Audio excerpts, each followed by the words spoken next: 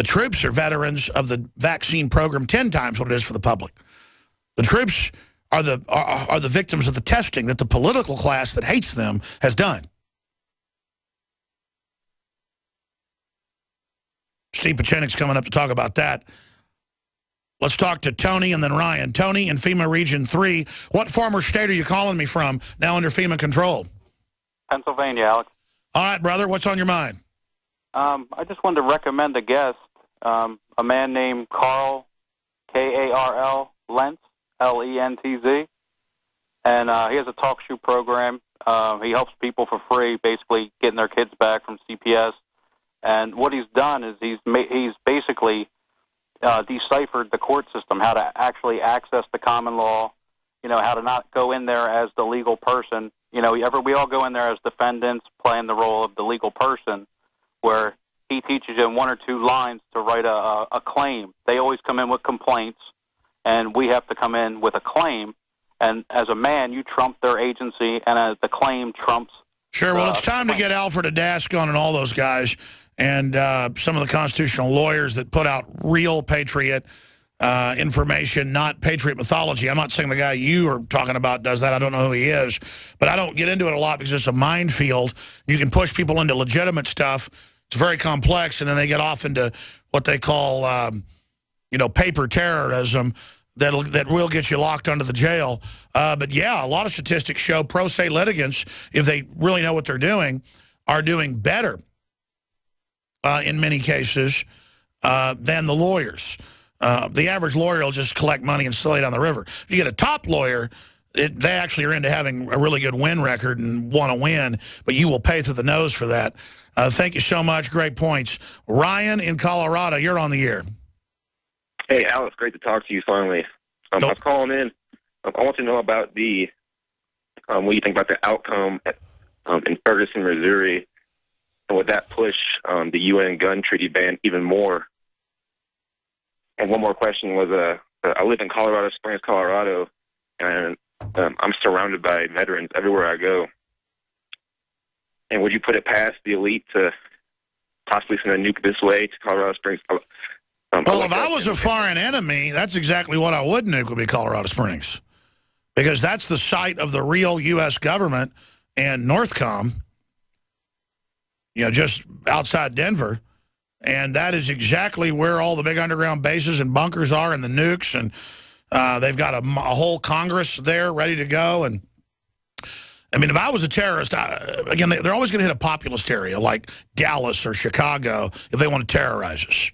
It won't be the UN. It won't be the the capital or wherever a real terrorist would hit. If I was some foreign terrorist group, I would hit the Congress, or I would hit something like Colorado Springs, or I'd blow up the UN. And again, before they put the New York Times that I would blow it up, I'm saying if I was a terrorist, I would never do anything like that, anything offensive. Plus, I wouldn't have a nuke. I don't know, my life's so bizarre, they might deliver one here one day. I have no idea. But, getting serious here, yes, I think you're in a major terrorist spot. You're in and if there was ever a government coup, counter coup, let's say Northcom and General Dempsey decided to not go along with the nuking of Chicago. Then they would nuke. They would get all the generals together for some meeting and then nuke them in Colorado Springs, or get everybody meeting at Camp David and nuke the military leadership. I mean, basically, here's the deal. Once you go into tyranny, there is no security. The sky's the limit. I think you're in a pretty dangerous place, Colorado Springs. All right. Well, thank you for the information. One more thing. Yeah, go ahead. UN gun treaty. Is there, do you have any more information on the UN gun treaty at all? Oh, yeah, I meant to answer that. Thank you for the call. The UN treaty says that civilian ownership of firearms should be abolished, that it threatens the legitimate power monopoly of the state. That's the text of the treaty.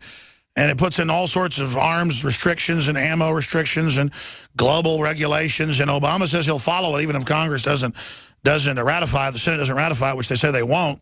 They've warned him not to. And, mass riots across the U.S. is what brought gun control in the 60s. Why would you restrict people's guns? Because there's looting all over the country in Detroit and places. It's guns that help stop it. So, I mean, mobs don't go down the street usually in cities where everybody's armed. Because you start trying to burn down somebody's business, they're going to shoot you. I'm not looking for trouble, but you come on my property, If a mob comes down the road to my house, there's a 9-foot fence around it and barbed wire inside that. It doesn't look like an army base. It looks real nice, but it is basically a base. And got the heavy door, the whole 9 yards. You're going to be met with resistance. And not because I'm a tough guy. I'm not going to roll over. My instinct is to fight. It feels good. Not because, it's the thing, going with your gut and what you're meant to do also feels good. See, that's why they've held off on the Civil War until they think they can win it. They understand Americans love to fight. And if they really want to start a civil war, it's going to be unbelievable. The problem is they want to wipe out the police and military, and they plan on us wiping them out in the Civil War. And so that's why I've said, Civil War starts, I'm just going to try to stay in a location, broadcast, and I'm not going to be off. I'm not a military person. I'm not going to be a George Washington out there trying to lead people. I'll be more like a, Thomas Jefferson or something, sitting back and trying to be, come up with a political solution. But I'll leave the fighting to, but I will defend myself. I will defend myself. Last year, Yale this year, I've got the articles in the stack today. I may be flipping the two. And said, no, the world's run by an oligarchy. And yes, we are totalitarian. And yes, foreign banks run America. It's like one time I saw this professor, Thomas Barnett, that lectures at the Army War College. He was on C-SPAN. He said, we're part of a global government, and we're under their control. And, we work for Wall Street, and the military is, going to take over and all this stuff. And I called him up to get him on as a guest. And then he clicked. My producer came on the line and said, back then it was Genesis getting the guest on that period. And because I would tell them who I wanted. And so I had them call him back, and I got on the line, via phone patch over the microphone. And I said to him, listen, come on the show. And he goes, no. And I said, well, come on and defend. He goes, listen, you're going to be defeated. You'll never stop us. And he started laughing at me. I mean, you're talking to these guys. And I go, well, just come on and promote world government then. Don't do it by stealth. Come on and tell us. He goes, never. And he was just so angry. And I said, you will be defeated. And he was just like, I'm like, it's like out of a movie. When you understand, just like this Obama guy, this professor going, yeah, they're a bunch of dumb people. We kept it secret, lack of transparency. So, yeah, it massively increases prices. You got to hide the cost. That's how we fooled Congress, too, yeah.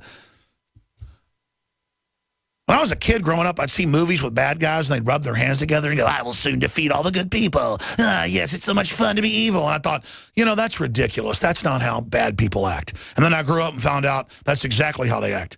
I used to grow up seeing mobster movies where they'd go, I really think you need to be my friend. I want to know you good. And I was at this big 9/11 event, and they go, hey, there's some folks that want to meet you. They want to go up in this big high-rise. And I said, listen, I really don't have time. It was like at midnight. And they said, listen, they're nice people. They want to hang out with you and just come up, and then it's really cool if you just hook up this big fancy place. And it's these Italian gangsters. And it's like John Gotti's nephew or something. And he's like this big guy in a leisure exercise, Russian mobster jogging outfit. And he's going, Alex, I love you. I wish I could tell you how right you are about 9/11. The stuff we know is so terrible. I love you. I'll go out to dinner with us tomorrow. You're so nice. You're so brave. And I went and looked up the guy later, and we did go out some that night. And people would see him and go, huh? And then I went and looked the guy up, and it's who they said. Oh, Alex, oh, gee. And the guy would get tears, and he's like, you're so good. And I'd see that in movies when Robert De Niro would do that and say, this is bad acting. No, that's how they act. I'm digressing. I said I'd go to your phone calls. It's just that would the globalists actually go, the power's mine. We're going to screw everyone. Oh, it's so much fun. Put poison in their water. I mean, just why? Why? I'll get you and your little dog, too. And we're just all naive. Yeah, government likes us. It's run by nice people. We're going to go to break, go to David in Nebraska.